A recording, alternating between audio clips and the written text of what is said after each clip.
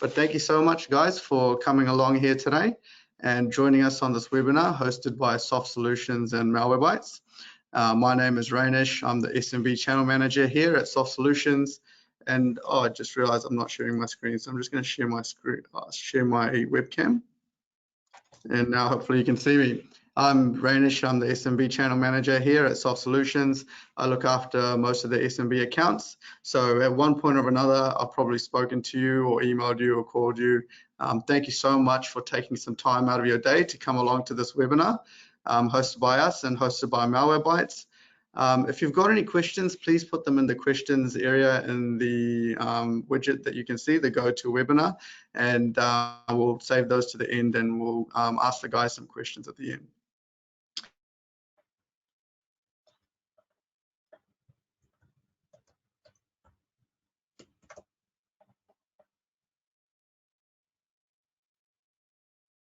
It looks like we're having the most opportune timing with the internet lag. We'll wait for Rainish to join us. Whilst that is happening, let me introduce myself. Good solution stack when it comes to bettering your security, so they'll be going a little bit into that as well. Additional to this, in this webinar, we've got 5 free home premium licenses to 5 lucky winners as door prizes. These will be announced at the end of the webinar, or sorry, after the webinar. We'll reach out and contact you guys. And if you're a lucky winner, then you guys can enjoy a free premium license. So I'm not going to talk too much. I want to give these guys as much time as possible. So yeah, let's get started and we'll hand you over to Simon. Thank you so much, Rainish. Let's get cracking. So welcome to the webinar for Lifecycle of a Ransomware Attack. Quick agenda for today. You're going to meet the team. Whoops. And then we're going to give you an overview of MalwareBytes. Andy, who's our senior solutions engineer, will run through the lifecycle stages of a ransomware attack. And then we'll just do a bit of a shameless plug about our solutions, our certifications, and how channel friendly we are to work with. So starting from the top, we have Matty Gleason, who's our sales director. He's been with the company for about 5 years now, and he started organically as an account manager.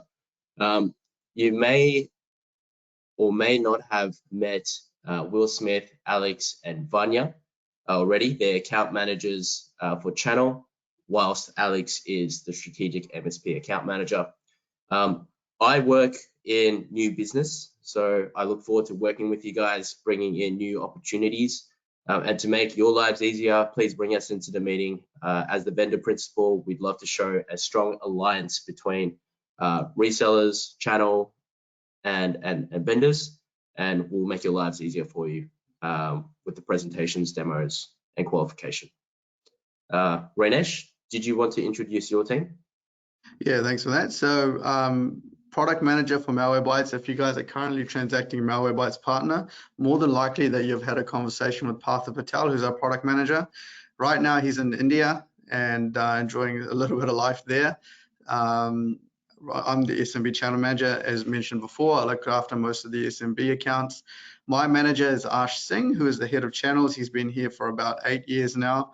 And our sales manager, Jason Gass, has been here for about 15 years. So he's pretty much running the show. And yeah, that's pretty much a few members of our team who you can deal with in terms of MalwareBytes.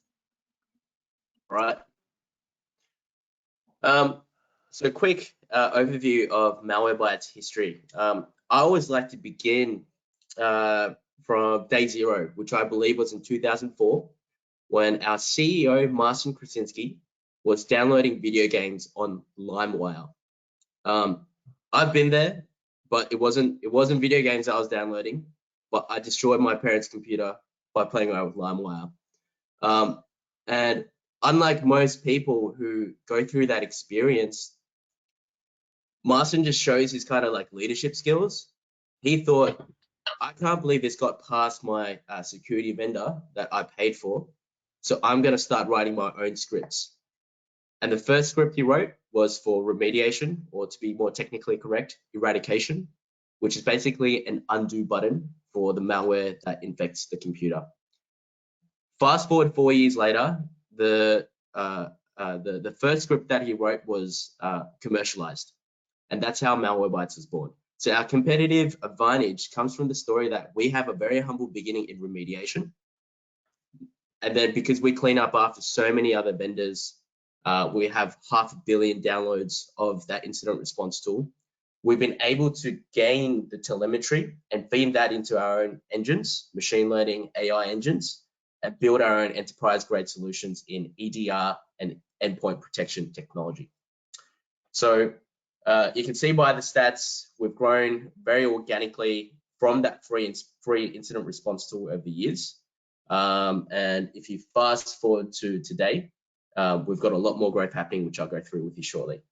But the reason for your attendance today is to go through an education session on the lifecycle stage of ransomware attacks. I just want to present this fun fact to you. If cybercrime was a GDP, it would be the 3rd largest country globally. There's an estimate of up to $10.5 trillion USD of cybercrime revenue to be expected by 2025. And you probably have experienced it when you work through your customers who've been hit by ransomware. The Bitcoin requests, the ransomware payment requests, they're not getting any lower. So this is a statistic by CERT New Zealand. And I'd also like to share with you, this is from our State of Malware report that MalwareBytes releases every year. You are looking at a ransomware recruitment ad on the dark web. So as you can see, this one is in particular targeting the big tech industries for any disgruntled employees who are able to share an entry point into the network, and they'll get paid. And you can see by the views for this advert, there's already been 64,000 views. So this is the type of cybercrime gang tactics that are out in the real world or the dark world that we will introduce you how to combat. Now, I'm not sure if you guys have heard of ransomware as a service. I certainly did not until this year. It is essentially as it sounds. It's an entity set up to provide ransomware as a service, so their delegates or associates get instructed on how to deploy the ransomware and bring down a network from the inside. Once successful, they pay a cut back to the ransomware as a service provider. Lockbit are killing it at the moment. They're #1 in ransomware as a service group providers over the last year, and this is the total ransomware attacks by them. They're leading the charts. I think from the start of the year in Australia, we've already had 15 institutions, schools, governments, and small businesses be a victim of Lockbit. So look out for those ransomware EXEs.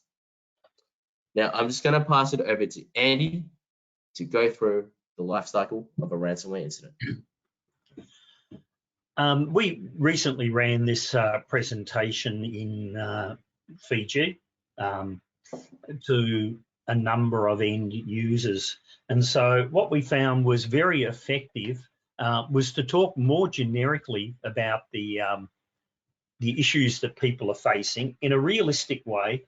Also, a lot of businesses we deal with are actually not so technical. So if you go in there and talk about cyber, blah, blah, blah, they tune out. If you're talking to a more senior person, they tune out. So this is a presentation that we hope you like. It's some information from CERT New Zealand, which is your own government's computer emergency response team. And maybe you can use this in some of your pitching to your customers. So on this diagram, they've done a very good job of having a look at what's going on with real world attacks right now. And so there's a bit of a life cycle. If we look from left to right, there's initial access, consolidation and preparation in your systems, and then the actual impact on the target itself. So I'm going to go through each of these, talk a bit about the style of attack, and then talk about some of the mitigations, but in a more generic sense, and you as resellers may be able to use MalwareBytes for some of this, and certainly some of your other products in there as well. But this is a little bit of a product-free thing to sensitize the customers as to what the problems are, what the attack surface looks like, and what some of the potential mitigations are. So if I click in, if you can go next slide, Simon, please. Or can I might be able to. Yeah, you've got mouse controllers as well. Oh, okay. So look, we're looking at initial access, and so these are the common ways that people get in. We see this day in, day out because we specialize in this area. Phishing, 50% of all attacks are just about phishing initiated. Social attacks, people will profile you through Facebook. You'll find out who you are. They'll send you personalized messages, personalized Facebook messages, etc. And the main game here is to convince you in some way to give them enough information to get legitimate credentials into your site. An alternative way in is password guessing. So if you've left something exposed to the internet and you're not rate limiting that, people can just do unlimited guesses. And some of the Windows technologies, Windows endpoints, Windows 7 and 10, terminal servers didn't have rate limiting. They've recently put it into Windows 11, but they've been very slow to do that. It's also a little bit of a fast, forced upgrade on people. They're saying, well, you must go to Windows 11 to get this feature. A lot of people are not ready for that because they're on Windows 10. You can exploit vulnerabilities. So we're looking at these, 4 main ways of getting into your system. And so a classic example of that was Windows Exchange servers last year. There was actually a fault in the Exchange server itself. The attackers, they're busily testing everything they can. They found a way in. They compromised the web server that's in an Exchange server, normally for controlling the server, and away they go. There was a similar thing with RDP protocol on terminal servers.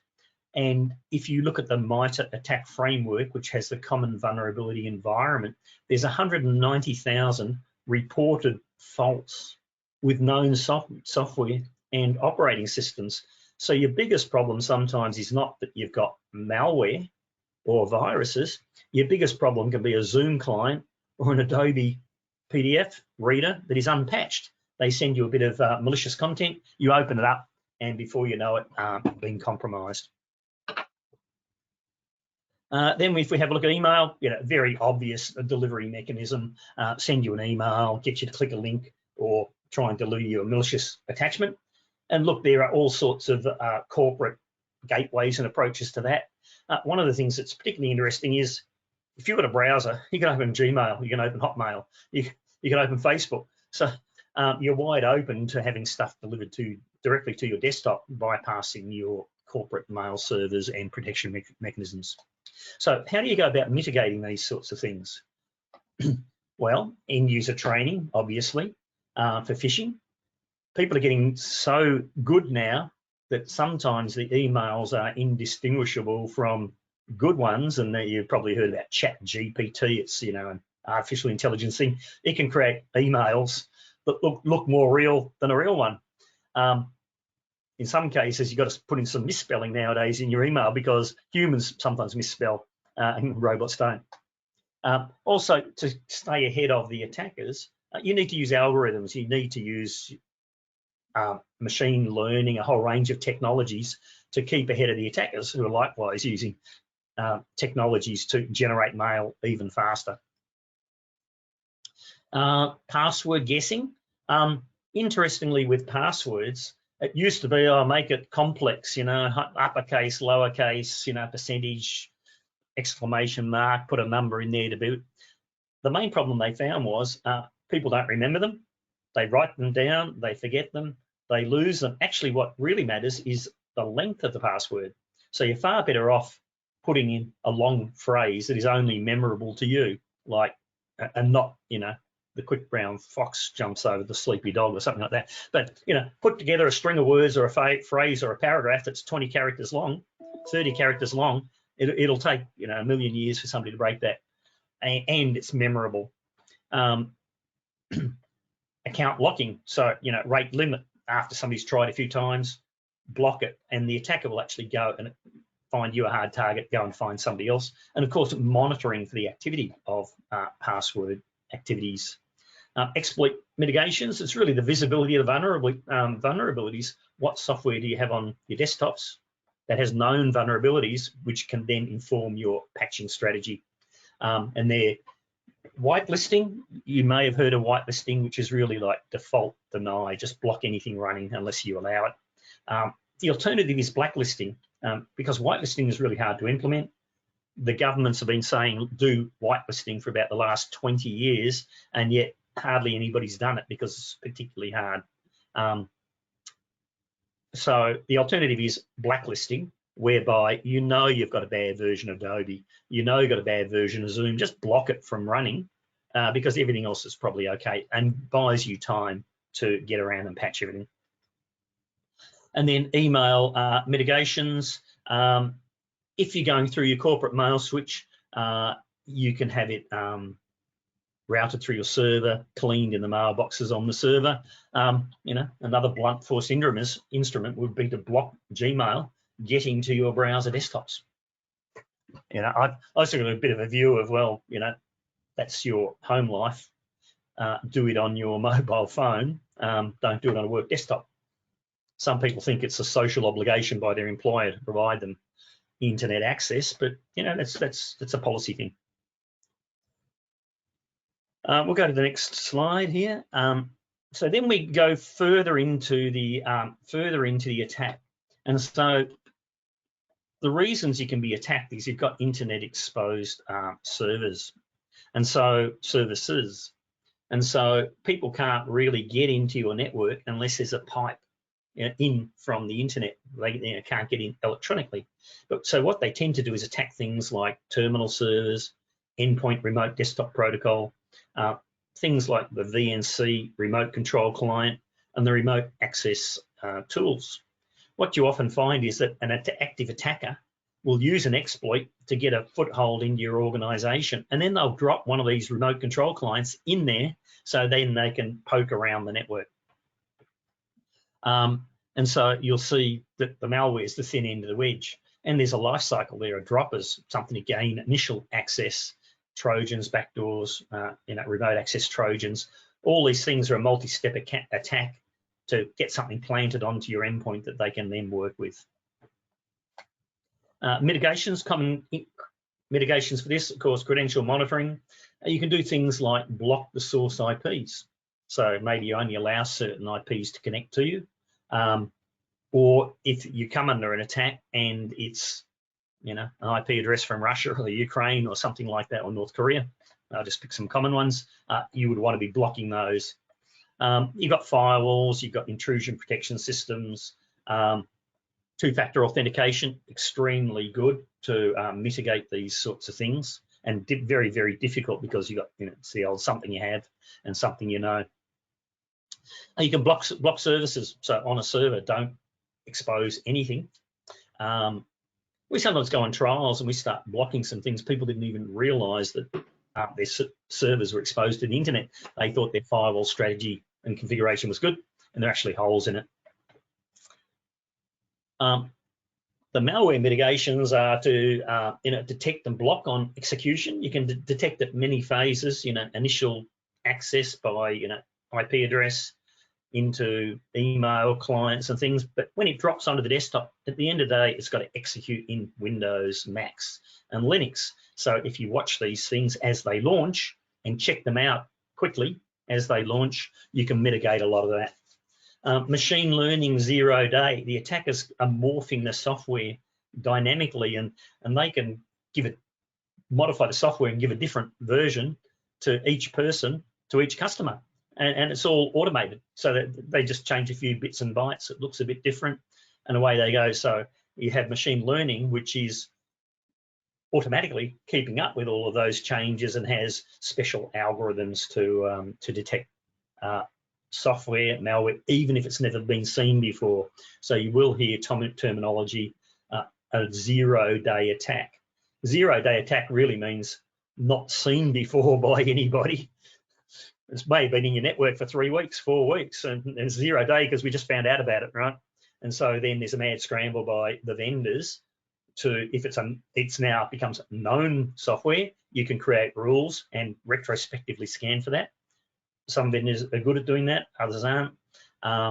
Alternatively, if you can pick it up very early in the process by machine learning, you don't actually get to that 0 day. You can pick it up by the way it behaves.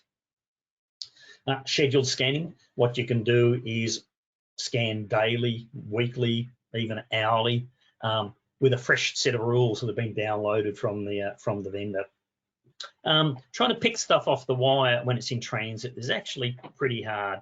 There are some web gateway technologies, there are some email technologies, but as it's flying up and down the wire, it can go a whole lot of different ways versus, it's quite crystal clear when it's starting to execute in the operating system. There is a key point at which you can intercept and watch these things. So then we get down to next step, which is command and control, which we mentioned. So that's somebody getting a remote control client onto your endpoint in some way.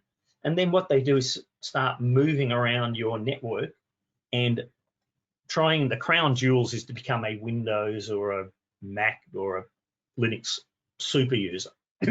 So typically it's an active attacker.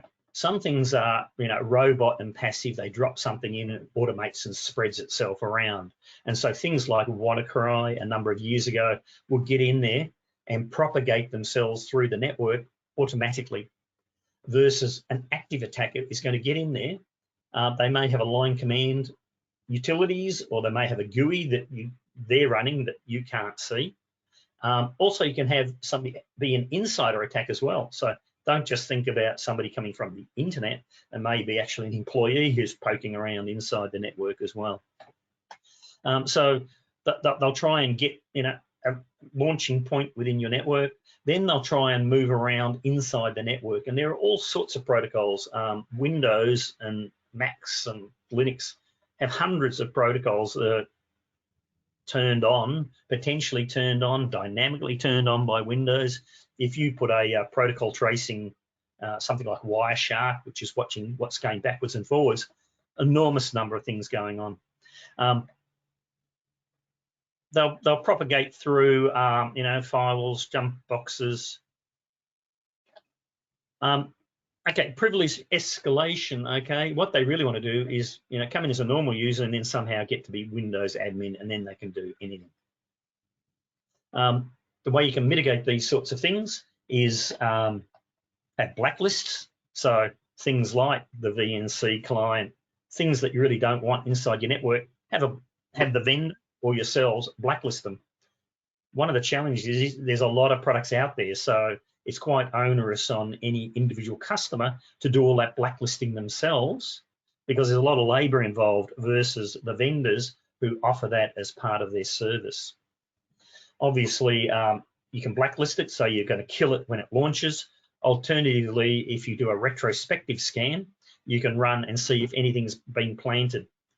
With the Microsoft Hafnium attack, that was an attack to Exchange, on-premise Exchange servers last year. That was a classic for this. They got into the web server in the Exchange server. The Exchange server, planted one of these command and control thingies, opened the back door so they could remote into it and take control of that server and then move around the network. We actually cleaned that off with malware scanning because they used a pre-existing piece of software. The terminology for that is living off the land. So in a lot of cases, attacks will use existing Microsoft utilities, existing Mac utilities, but they will use them for malicious and nefarious purposes. And some of those utilities are very powerful. If you're a Windows administrator, there's an amazing number of things that you can actually do. Once they get in, they will move around the network. The way you can mitigate against things like that is suspicious activity monitoring. So seeing what looks like legitimate administrators doing unusual things. And so there are some key triggers, like the first thing an attacker might do is disable the Windows firewall. They may disrupt Windows shadow copy, so make it harder for you to recover from an attack. And obviously, monitoring for privilege escalation, so monitoring the logins and seeing the users who are logged in and what they're doing. And then, of course, brute force protection, counting passwords, and if people have too many failed passwords, block. So let's... I hate to interrupt you, Andy, when you're on a roll. I think we have 5 minutes left, but that's fine. happy to keep it going at this process if people don't have a hard stop. Oh, look, I'll just pick up the pace on this one. This is really the last slide for me. So what you see, once they're in your system, they want to do something. They want to maybe steal data, steal intellectual property. They may stage it to a file and transmit it.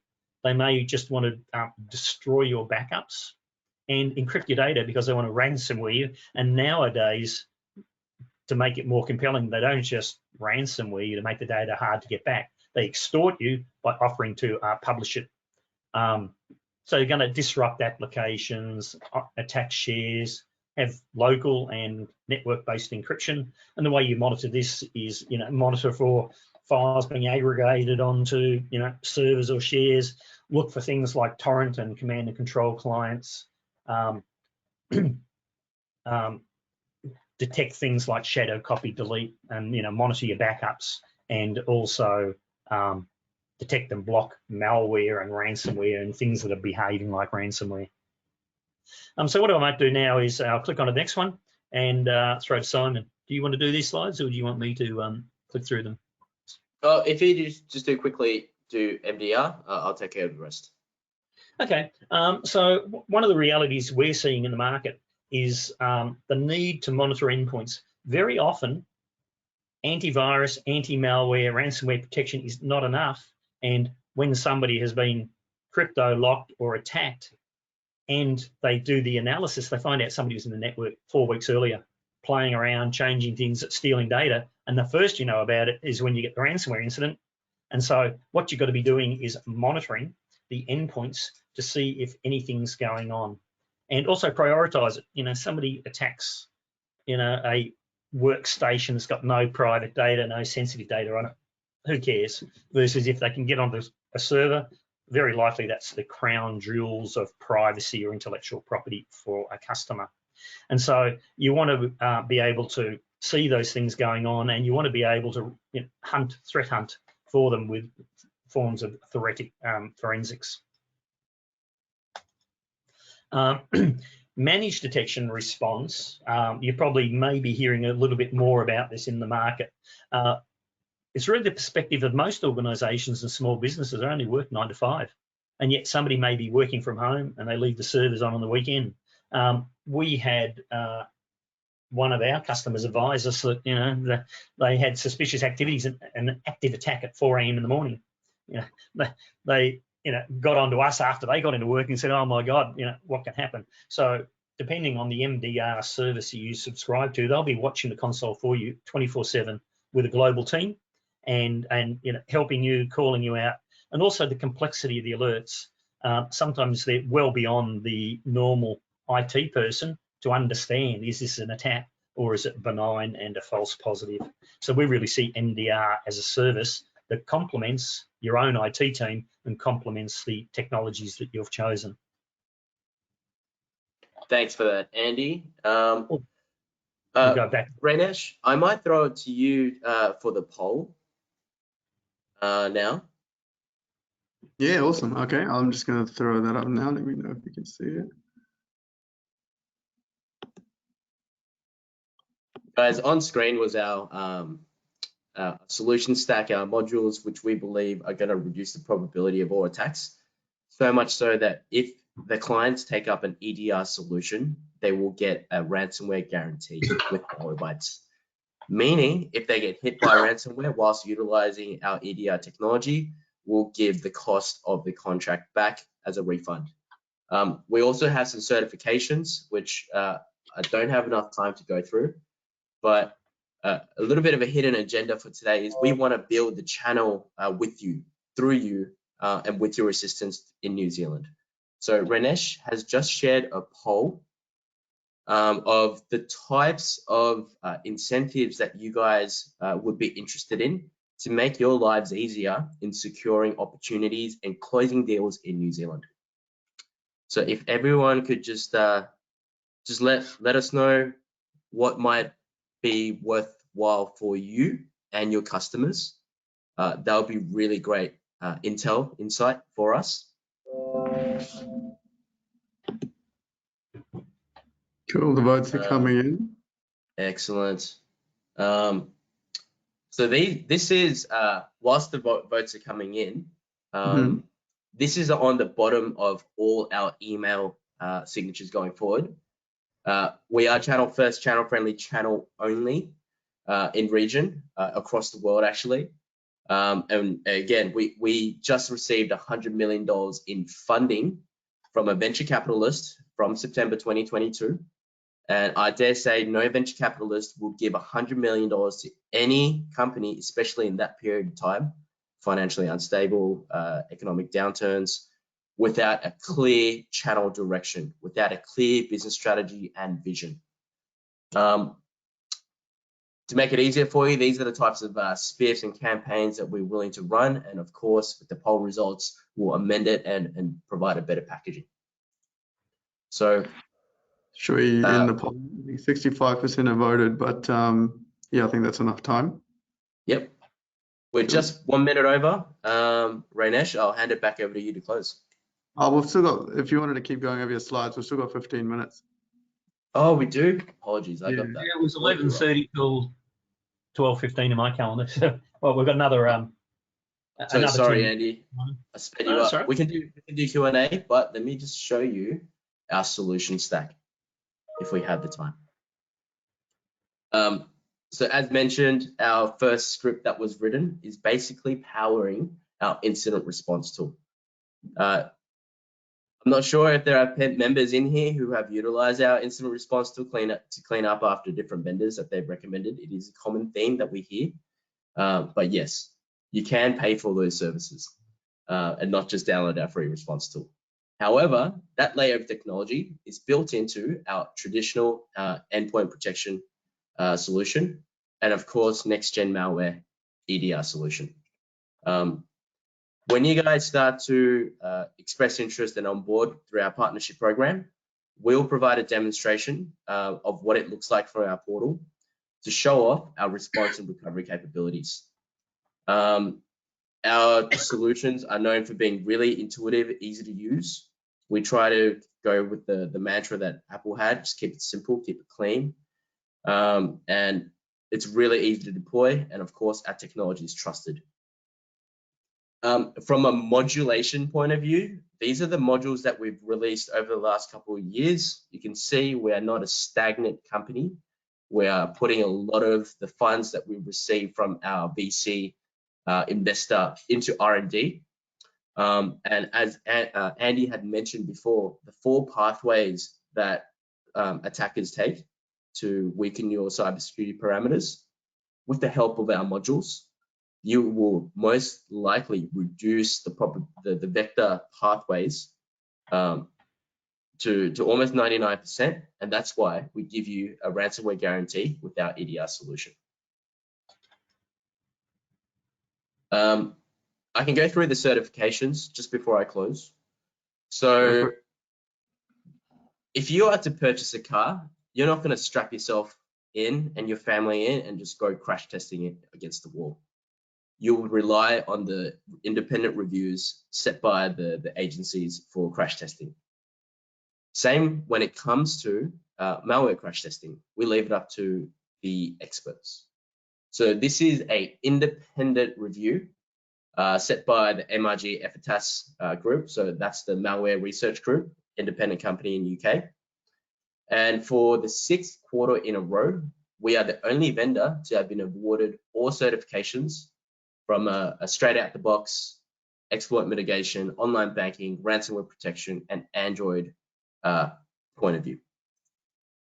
These are our brothers and sisters in the same cybersecurity game that participated, and this is their test results. So MalwareBytes results underscore the effectiveness and importance of leveraging machine learning driven processes, to combat novel forms of malware and prevent false positives.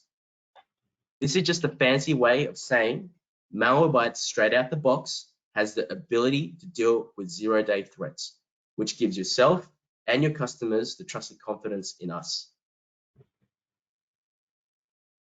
We've got 10 minutes left, so I think this is perfect to have a Q&A. Awesome. Okay. So if you've got any questions, pop them in the questions area of your widget when you can. I'll just quickly share the results of the poll. Looks like TradeOut was the most popular promotion that you guys would be keen on. Second most popular is none of these, so I guess they're willing to see something else before they are interested in selling MalwareBytes. And third was 3 years for the price of 2. So yeah, thank you guys so much for your votes. I'll just see if I can get those questions. So we've got one question that's come through. Do you guys have any customers in New Zealand? Yes, we do. And without breaking non-disclosure agreements, I can't disclose who they are, but I do have a reference list of all public case studies globally for our MalwareBytes solutions that I can share with you post-call. We've been partners with Soft Solutions for over 6 years in New Zealand.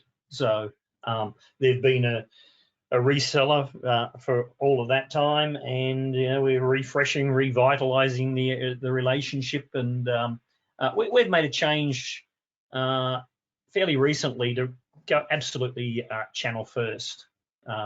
So that's probably a strategy change by us. But Soft Solutions certainly have sold a lot of the product in New Zealand over the years.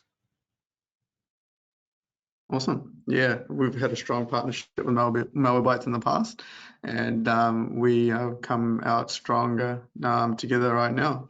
And so another question that's come through is, do you guys do any security for mobile device technology? Yes, we do. We provide mobile security for business for Android, iOS, and Chromebook. And this is manageable from the same Nebula portal, which is our cloud controller. Andy, if you'd like to speak further, I'm happy. We've engineered specifically for the weaknesses of those platforms, and so Apple do a particularly good job of curating their store and having a very hardened operating system. In some ways, they make it very hard for vendors to get their hands into the operating system, and so we've gone through all sorts of loops and hoops. The first integration we've delivered is web protection, because that's the biggest weakness on iOS, is the web delivered exploits. We've taken a slightly different approach with Android. We're focused very much on malware protection because that's their biggest vulnerability. Awesome. Okay. Just on that, so we've seen a large uptick in the education sector taking up our mobile security for business solutions because of all the BYOD devices that the kids are bringing into the network. Just food for thought. Totally. Awesome. Another one has come through regarding the patch manager product. If we've currently got an RMM, do we still need to use? Is there still a use case for us to use a patch manager? Is it different in terms of what product functionality it can provide? Our product comes in 2 halves. There's a vulnerability assessment.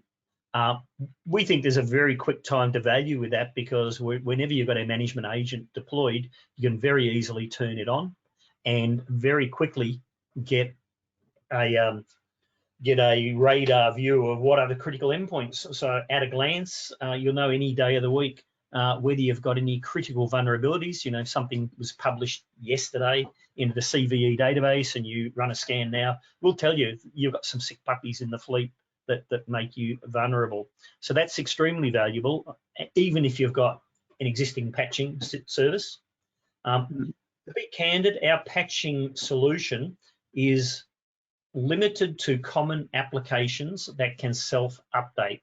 If it's a more complex application that needs scripting, needs configuration parameters put into it, then you really want to be sticking with things like Intune or the other RMMs that you're running.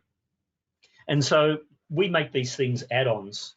So it's sort of a shopping list. If you haven't got an RMM, but you're looking for something that's easy to use, easy to deploy, get some quick time to value, then it could be a good choice. Awesome. Okay, thank you for that, Andy. Here's one. Even though MalwareBytes is endpoint security, will MalwareBytes ever create an appliance to replace current UTMs utilizing MalwareBytes scanning engine? Might sound silly, but just thinking aloud. No, we've gone away from on-premise servers. A lot of our customers said to us they wanted to be cloud first. They wanted to be serverless. They're putting all their servers into the cloud. And we saw this really come home to roost with COVID, when everybody left the office and had worked remotely, created nightmares for organisations to get those people secured and under control. And so really they're all working outside of, there's no such thing as the perimeter or being in the office. They're all working from home or coffee shops or on the road, wherever. Totally. The sort of technologies we then consider are, we go into the endpoint. So we've got things like DNS filtering goes into the endpoint. Our web protection is in the endpoint. So it goes wherever you go. And because you're outside of the perimeter, you're working from home, and it's a logistical nightmare to get people, network back into the office. I mean, you can do it with VPNs and all sorts of things, but it's quite logistically complex. 100%. Okay, that's all the questions that are on there.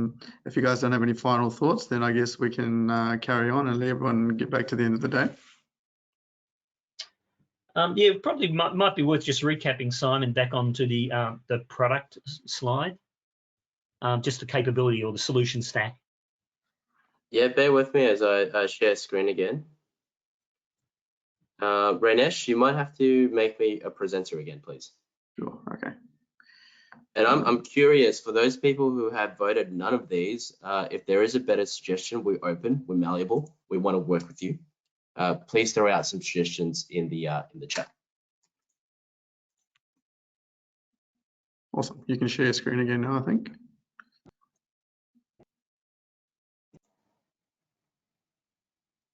Yep. So really, if we talk about our core capabilities from left to right, the cheapest subscription you can get is post-infection scanning, and we call that MalwareBytes Incident Response. We'll mop up after other vendors' products. It's a reality in the market. Somebody may be in a long-term 3-year contract with something else that malware is getting through. Incident Response is a product you might subscribe to, or you subscribe your customers to be complementary to what they've already got, because they're nervous. Stuff's getting through. We know it's getting through. We've got some stats that Simon can show you. The next thing, middle product, endpoint protection. I know it's poor form to mention competition, but it always comes up. Endpoint protection goes head on against Sophos Intercept X, Trend XG, Kaspersky, WebRoot, you name it, we go head on against it with that product. What we're seeing the majority of our customers doing is going with endpoint detection and response, because of the concern that the antivirus from any vendor is not quite good enough. People are sneaking around in my network. And so that's why you're seeing a lot of the primary vendors having EDR as a complementary or as an additional product. Ours is all managed, integrated out of the one console. We don't ask you to have an EDR console and an endpoint protection malware console. It's all in the one. And there's some real savings in operations, training, complexity of operation, all relates into human costs and training costs. So those are the 3 core products, but the one endpoint detection response is the main one that we're selling. Every product includes the product to the left. So if you get endpoint protection, it includes incident response. If you get EDR, it includes the other two, all bundled in. Down the bottom there, Simon's just showing up some of the characteristics of each of the layers. Suspicious activity monitoring is really like having a video camera in your kitchen. Somebody climbs in the window, it's motion activated, raises an alert, up to an operator to take a look and go, well, is that one of the children climbing in through the window? Is that a burglar? In a lot of cases, only the customer knows their context of, you know, who's doing what at what point of time. So a little bit hard to know that. So we raise alerts to the customer through the console, email notifications, other forms of notifications as well. And then that's core product. And then if you want steak knives with that, then you got vulnerability assessment on its own, or the pair of vulnerability and patching. DNS filtering. If you're not familiar with this category of product, our partner is Cloudflare, which some of you may have heard of. We've nicely integrated it, so we deploy it. It's in the client, and so it doesn't matter where they go at home, we're blocking it. Some of the key characteristics of that are the ability to enforce HR policy. You can't go to sites with nudity, violence, drugs. You can even block social sites, so just go, hey, you can't go to Facebook, you can't go to LinkedIn. A whole range of things, and there's some really nice security categories in there. One I particularly like is blocking against sites that are too new. So if a site's only existed for less than 30 days, you're automatically blocked. A lot of phishing attacks will create a new website, send out a whole lot of emails, and 5 days later the website's gone. So by the time you find out about it, it's too late. So we turn the defense around the other way and block it preemptively if the site's too new. We've got mobile security for business, we mentioned. We've got application blocking, blacklisting. You don't like having Tor clients copy and run on your endpoints. We can block all the BitTorrents from running. We treat them, it's under your control, but you can blacklist it, and we treat it like malware. We've got a list of about 3,000 known ones, and you can also self-configure that. DNS filtering's got some self-configuration. And mobiles, which we discussed. We do also have an ability to do cloud storage scanning. We're not seeing a lot of uptake of that at the moment, so we'll sort of let you know if it becomes hot. So we also want to work with you and be really candid about what we think's selling and what we think the market is not uptaking on. And the customer is, the company is wildly innovating and bringing out new products about every 6 months in a major new category, and just constantly improving the cloud platform. On the right-hand side, you'll see some of the 4 free integrations that we provide. So ServiceNow, Cortex, which is an XDR from Palo, we integrate to that. We provide feeds automatically into Splunk with some apps. We can feed into Azure Sentinel, BigFix, Forescout. Awesome. So really, this is to, if you like, give you a tease about what we're all about, the sorts of things you could present to your customers, and then over to Simon, perhaps. Yeah, actually, over to you, Ranesh. Thank you for organising. We've just gone over time, so I'll let you close. Yeah, thank you guys so much for that. That was really comprehensive and really awesome what you guys shared. If you guys do have, if any of these triggered anything in your guys' minds that you'd love to explore a little bit further, love to do a one-to-one session with you guys as well, please reach out to me, and we can get that organized for you. In regards to the free home user license premium for MalwareBytes, I'll be in touch with the 5 winners after this webinar. And yeah, thank you guys so much for taking your time out for this webinar. We hope you guys enjoy the rest of your day. Thank you. Thanks, Thank you, guys. everyone.